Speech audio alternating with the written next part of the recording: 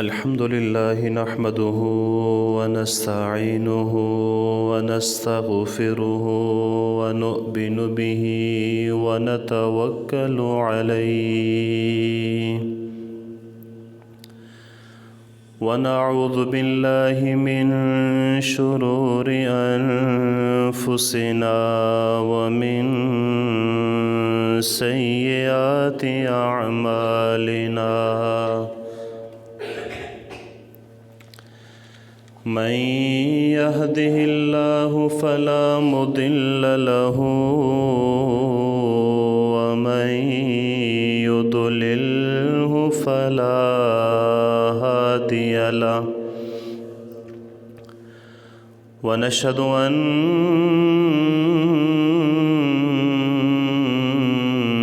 سيدنا وسندنا وحبيبنا وحبيب ربنا ومولانا محمدا عبده ورسوله قال الله تبارك وتعالى في الكلام المجيد والفرقان الحميد أما بعد فأعوذ بالله السميع العليم من الشيطان الرجيم بسم الله الرحمن الرحيم ألا بذكر الله تطمئن القلوب آمنت بالله صدق الله مولانا العظيم وبلغنا رسوله النبي الكريم إن الله وملائكته يصلون على النبي يا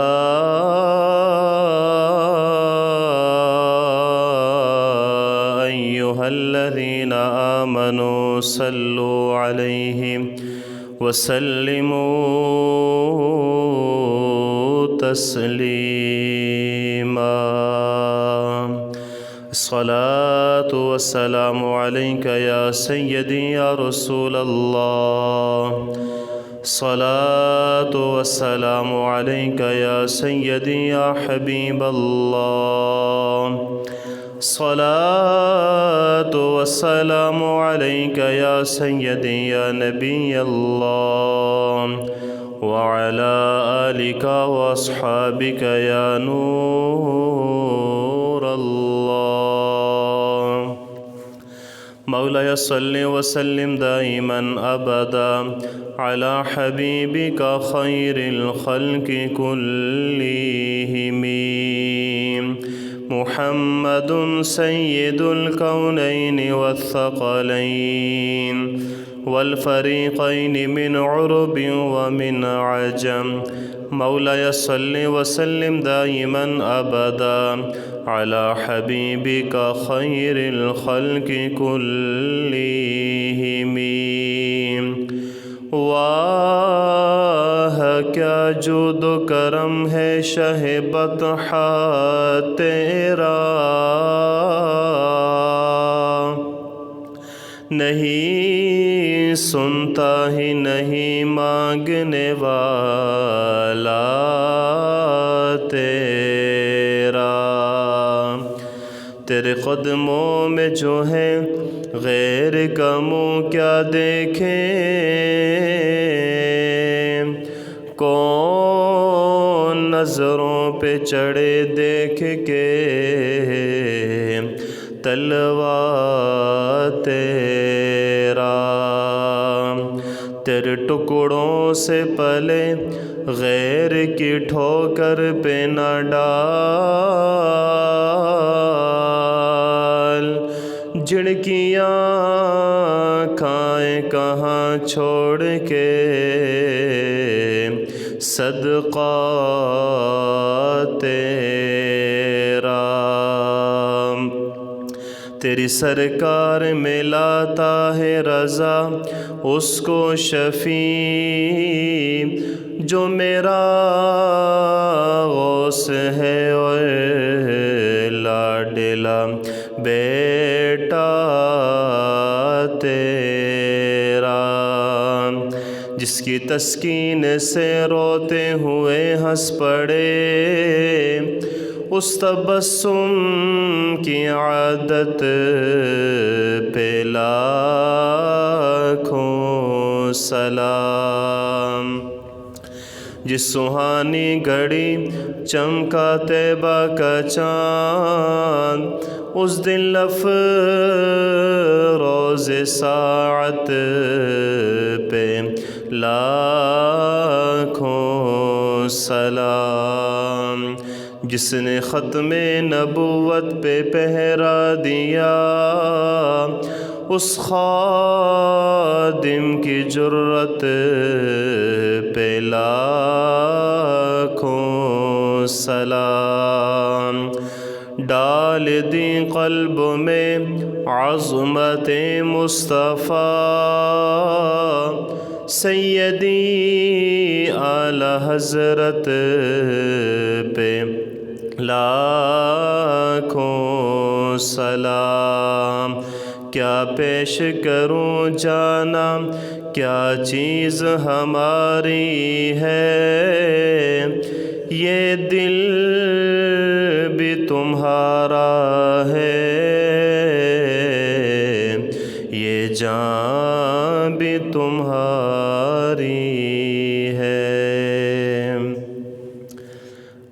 اللہ تبارک و تعالی جل جلالہ وعم نوالہ وتم برہانہ وأعظم شانہ کی حمد و ثنا آقا نامدار، مدینے کے تاجدار، رسولوں کے سالار، خاتم المرسلین، قائد المرسلین، تاجدار ختم نبوت، احمد مجتبی، جناب محمد مصطفیٰ صلی اللہ تعالی علیہ وسلم کی ذات گہربار میں ہدیہ درود و سلام پیش کرنے کے بعد، نہایتی واجب الاحترام محترم محتشم بزرگوں، عزیز دوستوں، خالق کائنات کا بے حد احسان ہے کہ اس مالک نے آج پھر ہمیں ایک مرتبہ جمعۃ المبارک کی عظیم نعمت سے نوازا ہے۔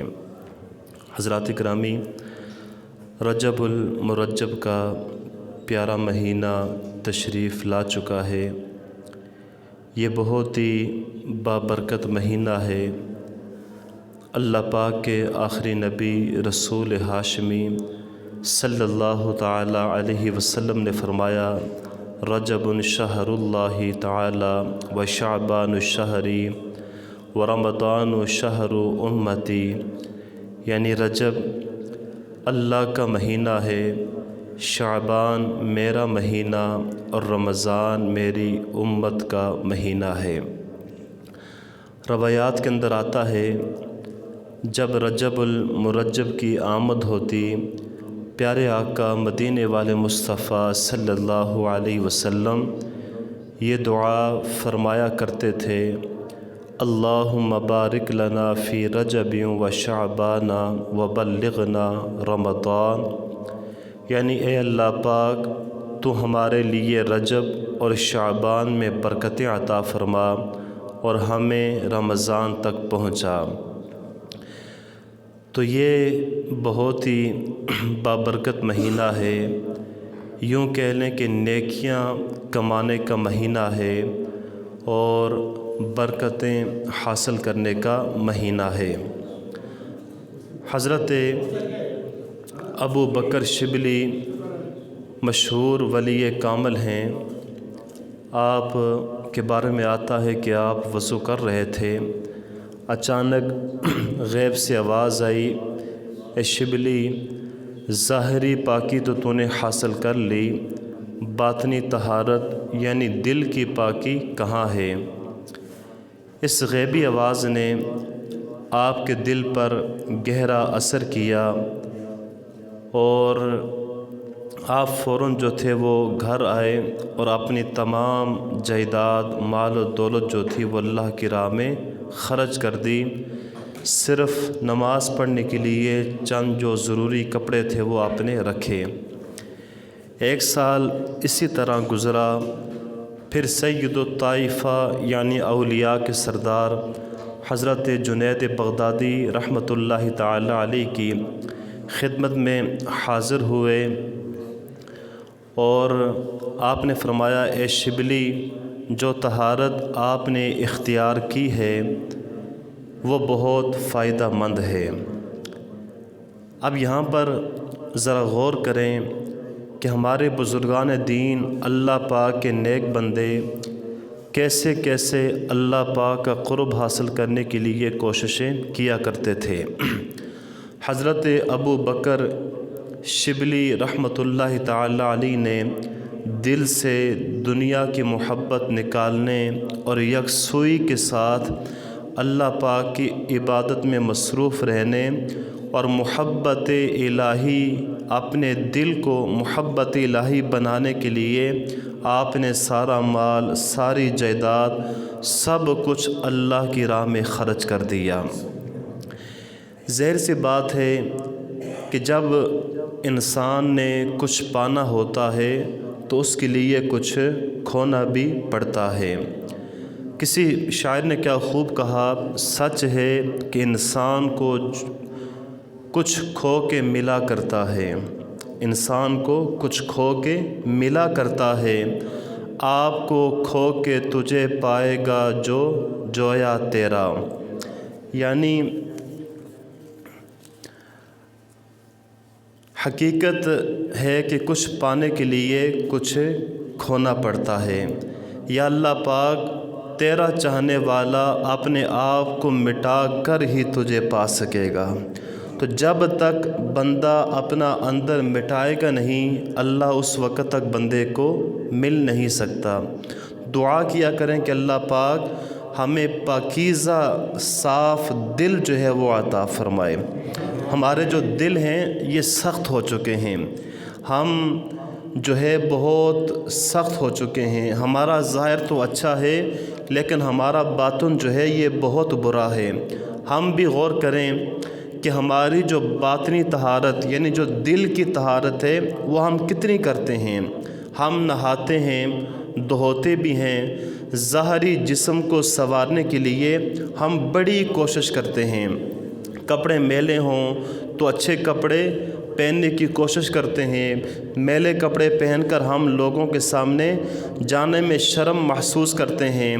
آج ہمارے معاشرے میں کئی جو نوجوان ہیں ہزاروں روپے صرف اپنے بالوں کے سٹائل پر لگا دیتے ہیں کہ یہ کیوں کرتے ہیں کہ صرف میں اچھا نظر آ جاؤں، لوگوں کے سامنے میری تعریف ہو، لوگ میری واہ واہ کر دیں۔ جب ہم اپنا ظاہری جو حلیہ ہے وہ بنا سوا کے رکھتے ہیں، اسی طرح ہمارا جو دل ہے ہم نے اس کو بھی بنانا ہے، اس کو بھی سنوارنا ہے، تاکہ جب دل ہمارا صاف ہوگا، جب دل ہمارا پاک ہوگا، دل وہ جگہ ہے کہ جہاں سے بندے کو رب کا قرب نصیب ہوتا ہے۔ حضرات گرامی، حدیث پاک کے اندر آتا ہے، کریم آقا صلی اللہ تعالی علیہ وسلم نے ارشاد فرمایا، یعنی بے شک اللہ پاک تمہارے جسموں اور صورتوں کو نہیں بلکہ اللہ پاک تمہارے دلوں کو دیکھتا ہے۔ اللہ پاک تمہارے دلوں کو دیکھتا ہے۔ رب نے یہ نہیں دیکھتا کہ یہ بڑا سونا ہے، یہ بڑا چٹا ہے، یہ بڑا گورا ہے، اس نے تو کریمیں لگا کر یہ بہت خوبصورت بن گیا ہے۔ رب یہ نہیں دیکھتا کہ اس کا لباس کتنا مہنگا ہے، یہ بڑا مہنگا لباس پہنتا ہے، بڑا اچھا لباس پہنتا ہے۔ اچھی بات ہے، صفائی نصف ایمان ہے، بندے کو بن تھن کے رہنا چاہیے، لیکن اصل جو جگہ ہے وہ دل ہے۔ جب تک بندے کا دل صاف نہیں اس وقت تک ظاہری جو صفائی ہے اس کا بھی کوئی فائدہ نہیں ہے۔ اسی لیے آقا نے فرمایا، رب تمہاری صورتوں کو نہیں بلکہ تمہارے دل کو دیکھتا ہے، تمہارے دل کو دیکھتا ہے۔ امام غزالی رحمۃ اللہ تعالی علیہ فرماتے ہیں، اس حدیث پاک سے معلوم ہوا دل جو ہے یہ رب تعالیٰ کی نظر کا مقام ہے، دل رب تعالیٰ کی نظر کا مقام ہے۔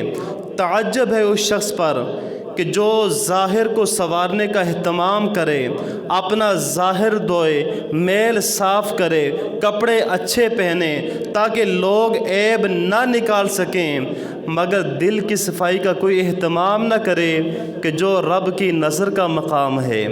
اس بندے پر افسوس ہونا چاہیے کہ جو لوگوں کو خوش کرنے کے لیے اپنا ظاہری تو صاف رکھتا ہے لیکن رب کو خوش کرنے کے لیے اپنے دل کو صاف نہیں کرتا۔ حضرات گرامی، کسی شاعر نے کیا خوب کہا، پھلاں دا تو عطر بنا، پھلاں دا تو عطر بنا، عطراں دا پھر کڑ دریا، دریا وچ پھر رج کے نہا، مچھلیاں وانگو تاریاں لا، پھر بھی تیری بو مکنی نہیں، پہلے اپنی میں مکا۔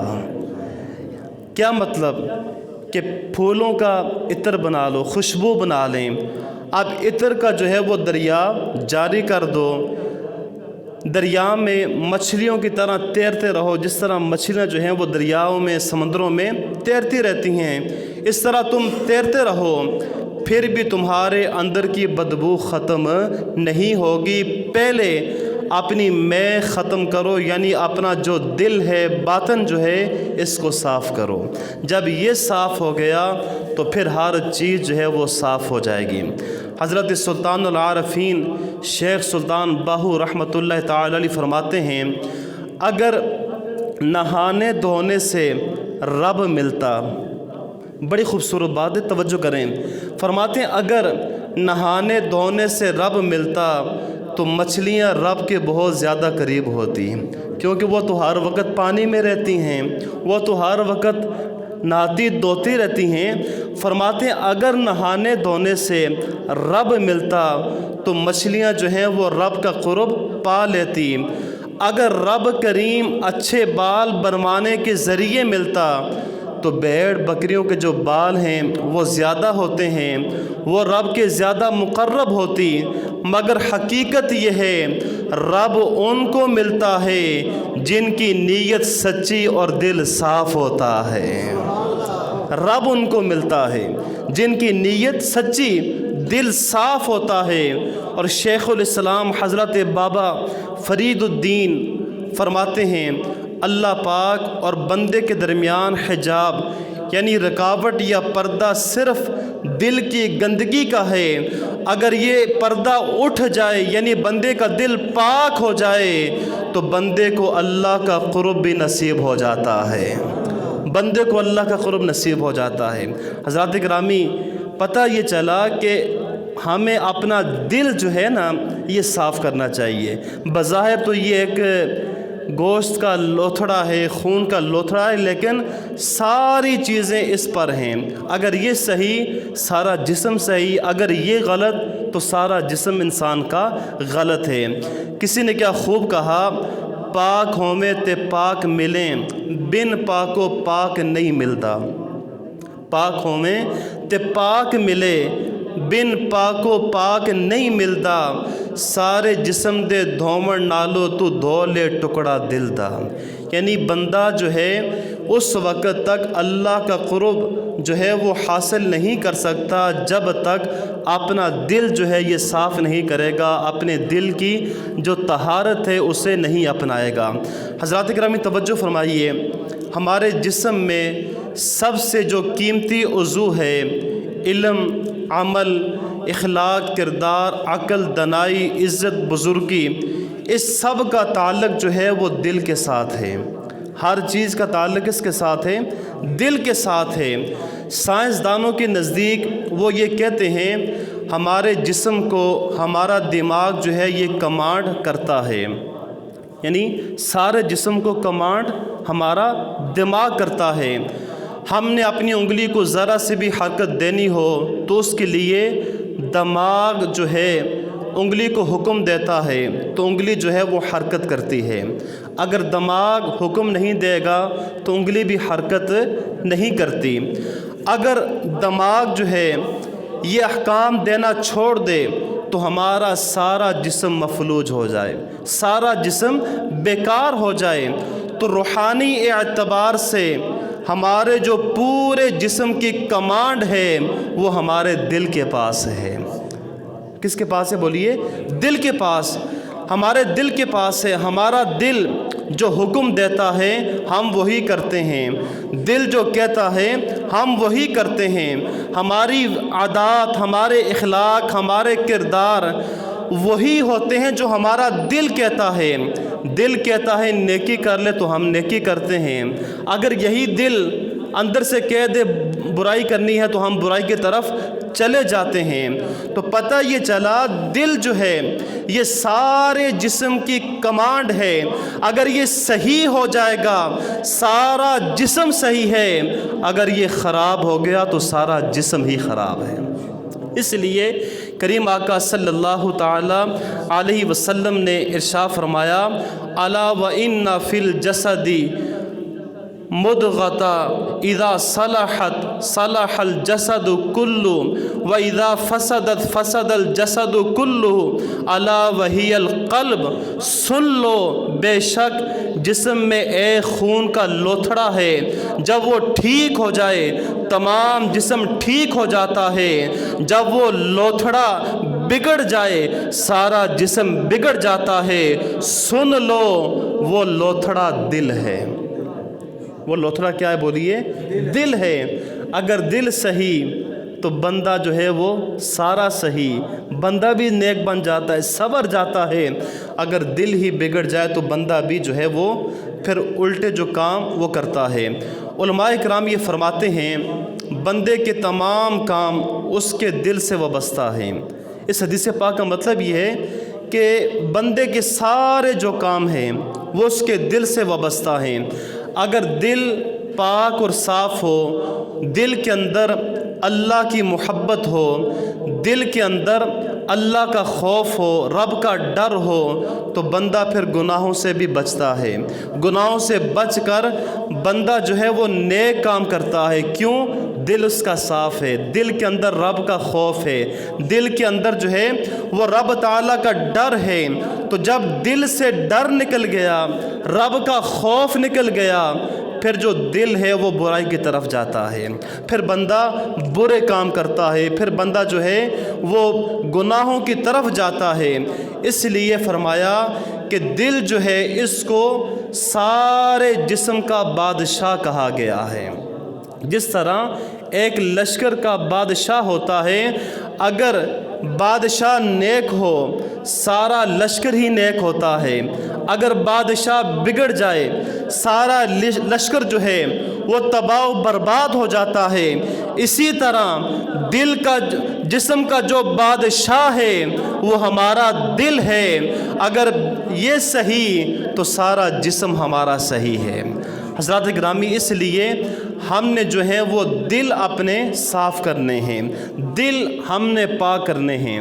اور ہمارے دلوں میں جو سختی آ چکی ہے، ہمارے دلوں پر جو پردہ پڑ چکا ہے، ہمارے دل جو سخت ہو چکے ہیں، اس کی بھی کئی وجوہات ہیں۔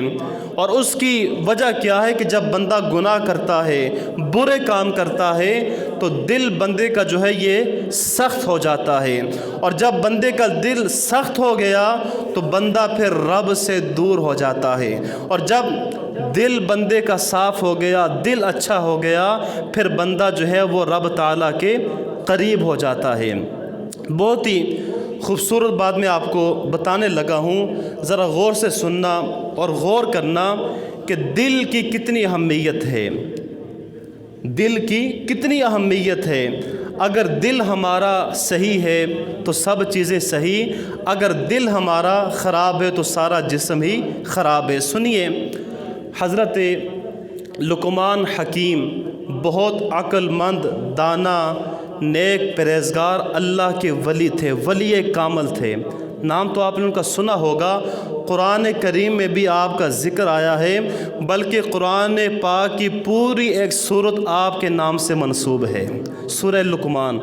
اس ساری سورت جو ہے یہ آپ کے نام سے منسوب ہے۔ حضرت لقمان حکیم رحمۃ اللہ تعالی علیہ اپنی زندگی کا کچھ عرصہ آپ نے غلامی کے اندر گزارا، یعنی ایک بادشاہ کے آپ غلام ہوا کرتے تھے۔ ایک دن اس آقا نے کہا، حضرت لقمان کو کہا کہ اے لقمان، اس طرح کریں کہ ایک بکری کو ذبح کریں اور بکری ذبح کر کے جو اس کی سب سے 2 اچھی چیزیں ہیں، خاص چیزیں ہیں، وہ میری بارگاہ میں پیش کر دیں۔ حضرت لقمان حکیم رحمۃ اللہ تعالیٰ علیہ نے جب بکری ذبح کی تو آپ نے اس کی زبان اور دل نکال کر بادشاہ کی بارگاہ میں پیش کر دیا۔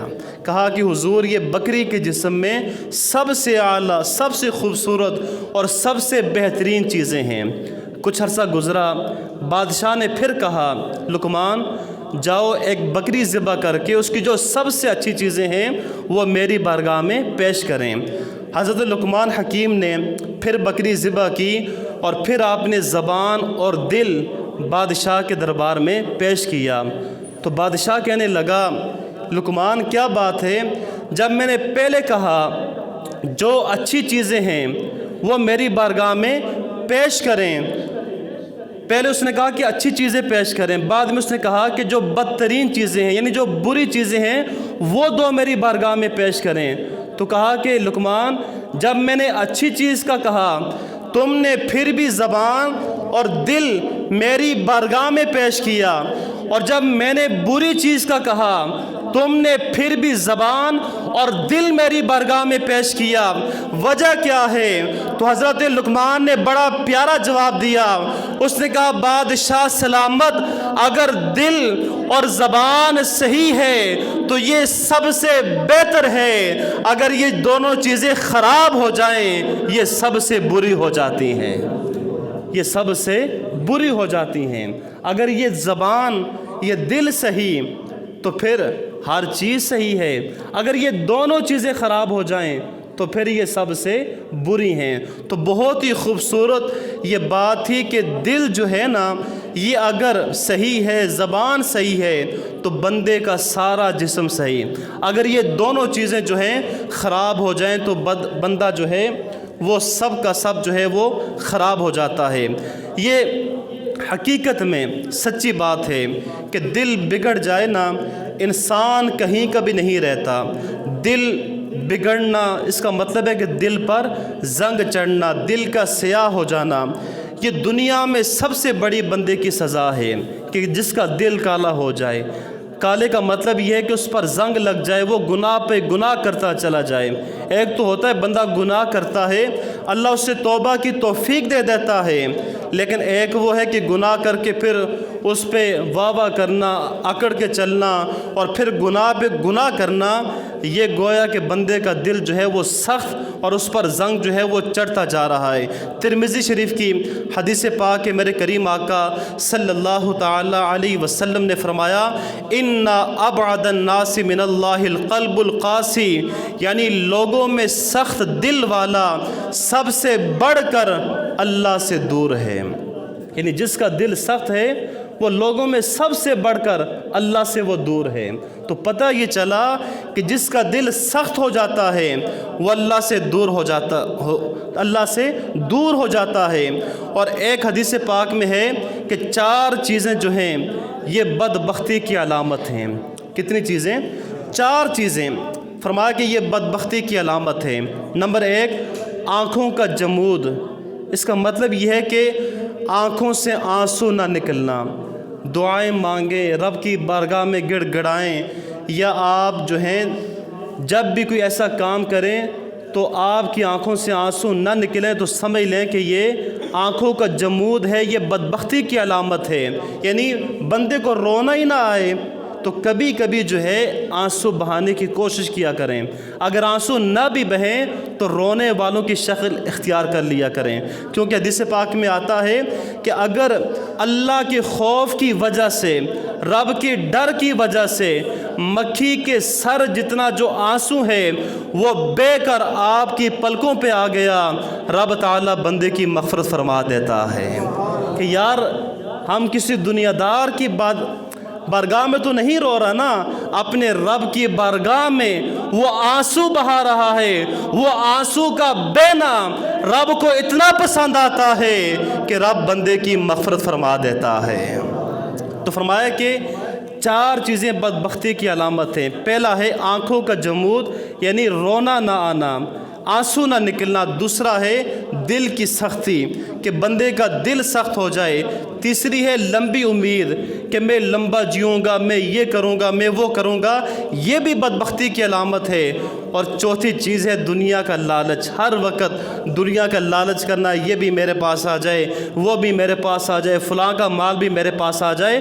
تو یہ 4 چیزیں فرمایا کہ یہ بدبختی کی علامت ہیں۔ تو جس ذرا غور کریں، میں بھی غور کرتا ہوں، آپ بھی غور کریں کہ کہیں ہم میں کوئی ایسا تو نہیں ہے کہ جس میں یہ 4 چیزیں پائی جاتی ہیں، یا ان 4 میں سے کوئی ایک چیز پائی جاتی ہے۔ غور کریں، اگر ہے تو رب تعالیٰ کی بارگاہ میں رجوع کریں، توبہ کر لیں، رب کو منا لیں۔ خدا کی قسم آج رب کو منا لیں گے، وہ رب بڑا کریم ہے، بڑا رحیم ہے، وہ تو بندے کی توبہ کو جلدی قبول کرنے والا ہے۔ انسان تو غلطی کا پتلا ہے نا، رب تو کہتا ہے کہ غلطی کر کے جب بندہ میری بارگاہ میں آتا ہے تو وہ مجھے بڑا سونا لگتا ہے۔ تو حضرات گرامی، دل جو ہے، میں عرض یہ کر رہا تھا، یہ اصل سرمایہ ہے، یہی اصل زندگی ہے۔ اب دل جو ہے یہ سخت کیوں ہوتا ہے، اس کے بارے میں بھی علماء نے لکھا ہے، جو بندہ زیادہ بولتا ہے، یعنی فضول باتیں کرنا، جس کی ضرورت بھی نہ ہو، اس سے بھی دل جو ہے بندے کا سخت ہو جاتا ہے۔ گناہ کرنا، اس سے بھی دل سخت ہو جاتا ہے۔ اسی طرح لوگوں کو ہنسانا، یہ جو جفتے مار کے لوگوں کو ہنساتے ہیں یا خود ہنستے ہیں، کہکا لگانا جسے کہتے ہیں، ایک تو تھا مسکرانا یہ سنت ہے۔ پیارے آقا صلی اللہ علیہ وسلم اکثر مسکرایا کرتے تھے، کہکا لگا کے، یعنی زور زور سے ہنسنا کبھی بھی۔ اب کہکے کی تعریف کیا کہ اتنی زور سے ہنسے کہ آپ کے کان بھی سن لیں، یہ حضور نے کبھی بھی نہیں کیا۔ تو زور سے ہنسنا، کہکا مارنا، یہ بھی بندے کے دل کو جو ہے یہ سخت کر دیتا ہے۔ اسی طرح زیادہ کھانا، یہ بھی بندے کے دل کو سخت کر دیتا ہے۔ حرام کھانا، اس سے تو بندے کا جو دل ہے وہ اور زیادہ سخت ہو جاتا ہے۔ تو اب اس سختی کو دور کیسے کیا جائے، اس کے لیے جو سب سے پہلی چیز ہے وہ ہے اللہ کا ذکر کرنا۔ پہلی چیز کیا بولیے؟ اللہ کا ذکر کرنا۔ جب بندہ اللہ کا ذکر کرتا ہے، اس سے بندے کے جو دل کی سختی ہے یہ دور ہو جاتی ہے، اور بندے کو اللہ کا قرب نصیب ہو جاتا ہے۔ اللہ کی بارگاہ میں جب بندہ اللہ کا ذکر کرتا ہے تو رب تعالیٰ فرماتا ہے کہ وہ بندہ مجھے بڑا پیارا لگتا ہے، اور اسی کے بارے میں فرمایا فَاذْكُرُونِی اذْکُرْکُم، تم میرا ذکر کرو میں تمہارا چرچا کروں گا، تم میرا ذکر کرو میں تمہارا چرچا کروں گا۔ یعنی جب بندہ رب تعالیٰ کو پکارتا ہے، رب تعالیٰ کا ذکر کثرت سے کرتا ہے، حدیث پاک میں آتا ہے کہ نبی کریم صلی اللہ تعالیٰ علیہ وسلم نے ارشاد فرمایا، بے شک جس طرح لوہے پر زنگ چڑھتا ہے، اسی طرح جو انسان کا دل ہے یہ بھی زنگ آلود ہو جاتا ہے۔ عرض کی کہ یا رسول اللہ، اے کملی والے آقا، دل کے زنگ کا علاج کیا ہے؟ فرمایا کہ موت کو کثرت سے یاد کرو، اور اللہ کا کثرت سے ذکر کرنا یہ دل کی سختی کو دور کر دیتا ہے۔ موت کو کثرت سے یاد کرنا اور اللہ کا، بولیے اللہ کا ذکر کرنا۔ اور جو بندہ اللہ کا ذکر کرتا ہے اسے روحانی سکون بھی ملتا ہے، اس کے کاروبار میں، اس کے رزق میں برکتیں ہوتی ہیں۔ تو ذکر کرنے سے بندے کو قلبی جو سکون ہے وہ میسر آتا ہے۔ پیارے کریم آقا صلی اللہ تعالیٰ علیہ وسلم نے ارشاد فرمایا، شیطان کی سونڈ جو ہے نا یہ آدمی کے دل پر ہوتی ہے۔ جب بندہ غافل ہو جاتا ہے، اللہ کے ذکر کو چھوڑ دیتا ہے، دنیا کے کاموں میں مشغول ہو جاتا ہے، تو فرمایا کہ شیطان انسان کے دل کو اپنا لقمہ بنا لیتا ہے۔ مطلب یہ کہ پھر شیطان جو کہتا ہے بندہ وہی کرتے چلا جاتا ہے، اور جب بندہ اللہ کا ذکر کرتا ہے پھر شیطان دور ہٹ جاتا ہے، رب بندے کے قریب ہو جاتا ہے۔ تو اس لیے ذکر سے دل کو سکون بھی ملتا ہے اور رزق کے اندر اللہ پاک برکتیں بھی عطا فرماتا ہے۔ دیکھیے ہمارے ہاں ہم یہ سوچتے ہیں کہ مال میں برکت کیا ہوتی ہے۔ بعض اوقات ہم کہتے ہیں حدیث پاک میں قرآن یہ کہتا ہے کہ اللہ کی راہ میں دیا کریں، مال میں برکت ہوگی۔ لوگ کہتے ہیں یہ کیسی برکت ہے؟ ظاہر سی بات ہے، میرے پاس 5 روپے اگر میں نے 2 یا 3 دے دیے تو بظاہر تو 2 رہ گئے میرے پاس، 3 میں نے دے دیے، بظاہر تو مال کم ہوا ہے۔ یہی لوگ سوچ کر پھر سود کا کاروبار کرتے ہیں، ذخیرہ اندوزی کرتے ہیں۔ آپ ظاہر سی بات ہے، لوگ یہ جانتے ہیں کہ 100 کا 120 ملے گا یا 200 کا 300 ملے گا، بظاہر تو لوگ یہ کہتے ہیں میرے پاس پیسہ آ رہا ہے، لیکن وہ حرام کمائی ہے، وہ جلد نکل جائے گی۔ بظاہر تمہیں چڑھتی نظر آ رہی ہے لیکن وہ جلد ہی نکل جائے گی۔ لیکن برکت کیا ہوتی ہے؟ برکت یہ کہ اگر 5 ہیں، 3 دے بھی دیے، 2 پھر بھی آپ کے پاس ہیں، 2 پھر بھی آپ کے پاس ہیں، 3 آپ کھا بھی لیں، 2 پھر بھی ہیں، اسے کہتے ہیں برکت۔ حضرت ابراہیم بن ادھم رحمۃ اللہ تعالی علیہ سے کسی بندے نے بحث کر دی، کہا کہ حضور برکت کیا ہوتی ہے؟ لوگ کہتے ہیں برکت برکت، حالانکہ ہم نے تو دیکھا ہے زیادہ زیادہ ہوتا ہے، تھوڑا تھوڑا ہوتا ہے۔ آپ نے اس سے سمجھانے کے لیے بڑی پیاری بات کی۔ آپ نے کہا میرے بیٹے بات سن، بات یہ ہے کہ یہ بتا کہ جو کتیا ہے وہ زیادہ بچے دیتی ہے یا بکری زیادہ بچے دیتی ہے؟ تو کہنے لگا حضور جو کتیا ہے وہ زیادہ بچے دیتی ہے، آپ نے بھی دیکھا ہوگا وہ 8 8 9 9 10 سے بھی زیادہ دیتی ہے، بکری تھوڑے دیتی ہے۔ تو کہا کہ یہ بتا، فرمایا کہ یہ بتا کہ ہم گوشت کس کا کھاتے ہیں، بکری کا کھاتے ہیں یا کتیا کا؟ کہا حضور ہم تو بکری کا کھاتے ہیں۔ تو پھر تیسرا سوال کیا، یہ بتا کہ ریوڑ کتیا کا ہوتا ہے یا بکری کا ہوتا ہے؟ کہا حضور ریوڑ تو بکری کا ہوتا ہے۔ تو فرمایا کہ اب بات ذرا سمجھ کہ کتیا جو ہے اس کی پیداوار بھی زیادہ ہے، اس سے ذبح بھی نہیں کیا جاتا، اس کا ریوڑ بھی نہیں، اس کے مقابلے میں جو بکری ہے اس کی پیداوار بھی کم ہے، پیدائش بھی کم ہے، اسے ذبح بھی کیا جاتا ہے، کھایا بھی جاتا ہے، اور اس کا ریوڑ بھی ہے۔ پتہ یہ چلا کہ جو زیادہ ہیں ان میں برکت نہیں، بلکہ جو تھوڑے ہوتے ہیں ان میں زیادہ برکتیں ہوتی ہیں، اس میں زیادہ برکتیں ہوتی ہیں۔ کہنے لگا حضور معاملہ کیا ہے؟ کہا کہ معاملہ یہ ہے، کتیا جو ہے وہ ساری رات جاگتی ہے، بونگتی رہتی ہے، لیکن جب فجر کا وقت آتا ہے، جب اللہ کی رحمت کا نزول ہونے لگتا ہے وہ سو جاتے ہیں۔ بکری ساری رات سوتی ہے، جب اللہ کی رحمت کا نزول فجر کا وقت یا اس سے تھوڑا پہلے وہ جاگ جاتی ہے، اللہ کے ذکر میں مشغول ہو جاتی ہے۔ یعنی جب وہ رحمت والا وقت بکری حاصل کر لیتی ہے، یہی وجہ ہے کہ اس کی پیدائش تو کم ہے، ذبح بھی کیے جاتے ہیں، قربانی میں لاکھوں جانور جو ہیں وہ قربان کیے جاتے ہیں، ختم نہیں ہوتے، کیونکہ رب کے ذکر میں اتنی برکتیں ہیں کہ جب بندہ ذکر کرتا ہے رب اس کے کاروبار میں بھی برکتیں عطا فرما دیتا ہے۔ یہ فرمایا کہ جب بندہ ذکر کرتا ہے، آج ہر بندہ، کسی بندے سے آپ پوچھ لیں، ہر بندہ یہ کہے گا میں بڑا پریشان ہوں، اتنا مال بھی آتا ہے، اتنی چیزیں آتی ہیں، اتنی جائیدادیں، پھر بھی پریشانی ہے، پوری نہیں پڑتی۔ وجہ کیا ہے؟ وجہ یہی ساری رات ہم جاگتے ہیں، جیسے ہی رحمتوں کا نزول ہوتا ہے وہ ٹائم آتا ہے ہم سو جاتے ہیں۔ چلے اگر تہجد کے ٹائم نہیں اٹھ سکتے تو فجر تو پڑھا کریں۔ آقا نے فرمایا کہ جو فجر سے پہلے 2 سنتیں پڑھی جاتی ہیں نا، ساری دنیا کی جو برکتیں ہیں وہ ان 2 سنتوں کے اندر رکھی گئی ہیں۔ اتنا اللہ کریم ہے، رب تعالیٰ دینے والا ہے۔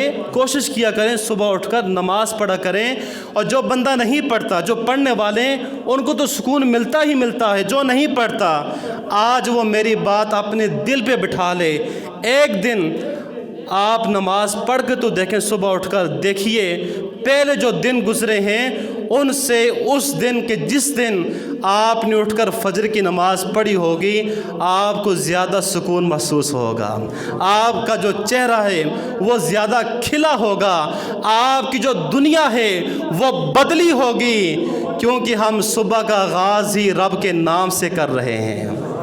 تو فرمایا کہ دل کی سختی کو جو دور کرنے والی پہلی چیز ہے وہ اللہ کا ذکر کرنا ہے، اور دوسری جو چیز ہے موت کو یاد کرنا۔ کثرت سے موت کو جو بندہ یاد کرتا ہے اس سے بھی بندے کا جو دل ہے یہ نرم ہو جاتا ہے، سختی دور ہو جاتی ہے۔ اور تیسرا جو ہے موت کو جو دل کی جو سختی ہے دور کرنے والی جو تیسری چیز ہے وہ ہے اللہ کے جو نیک بندے ہیں ان کی صحبت میں بیٹھنا۔ تو ان چیزوں کو اپنے اوپر لاگو کریں، ان چیزوں کو جو ہے وہ دیکھیں۔ اور جو چوتھی چیز ہے اللہ کا ذکر کرنے کے بعد، موت کو یاد کرنے کے بعد، نیک لوگوں کی صحبت میں بیٹھنے کے بعد جو چوتھی چیز ہے جو دل کی سختی کو دور کرتی ہے، فرمایا کہ قرآن کریم کی تلاوت کرنا ہے۔ نبی کریم صلی اللہ تعالیٰ علیہ وسلم نے ارشاد فرمایا کہ قرآن جو ہے، قرآن کی تلاوت کرنا یہ اعلیٰ عبادت ہے۔ قرآن کی تلاوت کرنے سے بندے کو سکون بھی ملتا ہے، کاروبار میں برکتیں بھی ہوتی ہیں، بندے کا جو دل ہے یہ بھی نرم ہو جاتا ہے۔ اس لیے قرآن کریم کی تلاوت بھی کیا کریں۔ آج ہماری بدقسمتی ہے، ہم اگر میں یہ کہوں کہ ہم میں سے کتنے ہیں جو صبح اٹھ کر قرآن کھولتے ہیں تو شاید 1 2 4 ہاتھ اٹھیں، باقی ہم نے قرآن کو جو ہے وہ صرف الماریوں کی زینت جو ہے وہ بنا کر رکھ دیا ہے۔ میرے بھائیو اس طرح نہ کیا کریں۔ یہ قرآن پڑھنے کے لیے نہیں بھی سمجھ آتی نا، آپ نے ایک لفظ پڑھ لیا الف لام میم، بظاہر تو پڑھنے میں 3 لفظ ہیں، ایک لفظ لگتا ہے الف لام میم، لیکن یہ 3 حرف ہیں، الف الگ ہے، لام الگ ہے، میم الگ ہے۔ یہ پڑھنے پر اللہ پاک آپ کو 30 نیکیاں عطا فرما دیتا ہے۔ اور جو بندہ پھر سمجھ کر پڑھتا ہے، ترجمے کے ساتھ پڑھتا ہے، تفسیر کے ساتھ پڑھتا ہے، اس کی تو بات ہی اور ہے نا۔ تو اس لیے قرآن کریم کو ہم نے پڑھنا ہے اور عملی جاننا۔ ہم نے حضور نبی کریم صلی اللہ علیہ وسلم کی سیرت پر عمل کرنا ہے۔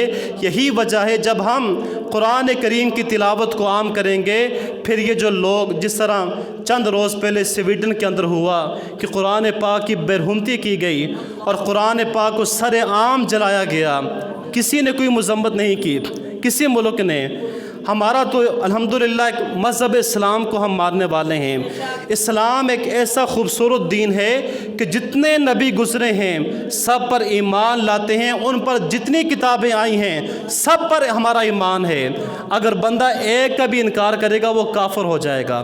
لیکن میں یہ بات کر رہا ہوں کسی ملک نے کوئی مذمت نہیں کی اور آزادی کی آڑ میں آ کر قرآن پاک کی برہمتی کی گئی۔ یاد رکھیے یہ لوگ سب سے بڑے دہشت گرد ہیں۔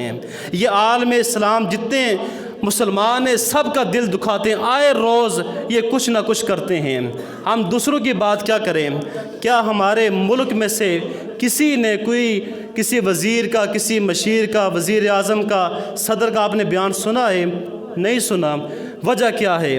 یہ ان کے غلام ہیں، یہ ان کے غلام ہیں۔ اور جب بندہ غلام بن جاتا ہے پھر آقا جو کہے گا یہ وہی کرتے ہیں۔ ہم تو اس حد تک چلے گئے ہیں، میں یقین بات جانیں دل دکھتا ہے ہمارے ملک کا حال کیا ہے، اور پھر بھی ہم جو ہے معیشت کا جو ہے وہ بیڑا غرق ہو گیا، لوگوں کو جو ہے وہ کھانے پینے کے لیے کچھ نہیں مل رہا، لیکن ہم پھر بھی ان کی غلامی کر رہے ہیں۔ وہ ان کے غلام ہیں، ہم ان اپنے حکمرانوں کے غلام بن چکے ہیں۔ کل میں پڑھ رہا تھا کہ مریم صاحبہ باہر سے آ رہی ہیں اور پوری لاہور کی سڑکوں کو سجایا گیا اور جو ہے بینر لگائے گئے اور ہر ایم پی او کو حکم دیا کہ جی 1,000 بندہ جو ہیں وہ لے کر آئیں۔ اب مجھے بتائیے کیا وہ کوئی اچھا کام کرنے کے لیے باہر گئی تھی، یا جمہوریت پاکستان کو آزاد کرانے کے لیے گئی تھی، یا وہ کشمیر کو فتح کر کے آ رہی ہے؟ ایک طرف تو کھانے کے لیے عوام کو کچھ مل نہیں رہا، لوگ اپنے بچوں کو لے کر خودکشیاں کر رہے ہیں، اور دوسری طرف لاکھوں اربوں روپے جو ہیں وہ ان کے استقبال پر لگا دیے جاتے ہیں۔ جب تک ہم اس غلامی سے باہر نہیں نکلیں گے نا، یہ میری بات لکھ لیں، میں آپ کا چھوٹا بھائی ہوں، کسی کا بیٹا ہوں گا، اس وقت تک ہمارے ملک کے حال سدھر نہیں سکتے۔